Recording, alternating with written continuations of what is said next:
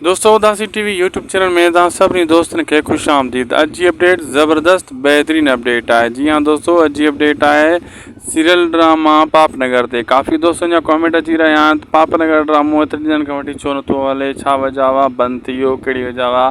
अॼु तव्हांखे क्लियर करे ॿुधाईंदासीं हिन वीडियो में। हिनखे आख़िर ताईं ॾिसंदा, थी सघे त उदासी टीवी यूट्यूब चैनल खे ज़रूरु सब्सक्राइब लाइक शेयर कंदा।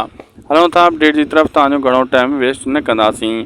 दोस्तों इहो मोहरम जे करे ड्रामो बंदि थियो हुयो। ड्रामो ब्लॉक न आहे थियो, मोहरम जे ॾींहंनि में बंदि थियो। उन खां पोइ वरी छो त हीअ हफ़्ते में 3 क़िस्तूं हलंदियूं आहिनि। जॾहिं मोहरम ख़तमु थियो 10, 11, 12, 13 मोहरम 14, त इन्हनि ॾियारनि में वरी हड़ई हिकु जहिड़ा ऐं ड्रामे जो जेको आहे न टाइम हुयो, इन जे करे उहे ड्रामो हलायो वियो। बाक़ी वरी जंहिं ॾींहुं हीअ हलंदो आहे उन ॾियारे वरी पापनगर हलंदो, विच में ग़लति टाइम ते न हलाईंदा, छो त ॿिया ड्रामा हली रहिया आहिनि। इन जे करे हुन ड्रामे खे ग़लति टाइम ते न हलाईंदा। जंहिं ॾींहुं पापनगर पंहिंजे एपिसोड 3 एपिसोड हफ़्ते में ईंदा आहिनि, उन ॾियारे नए हफ़्ते में हलाया वेंदा। तव्हां टेंशन न वठो। थी सघे थो जंहिं टाइम तव्हां हीअ देरि मदेरि मुंहिंजो वीडियो ॾिसी रहिया हुजो, तेसीं ताईं पापनगर एपिसोड अची बि वियो हुजे। फ़िलहालु हिन टाइम ते त न आया आहियो। लाइक सब्सक्राइब शेयर ज़रूरु कंदा।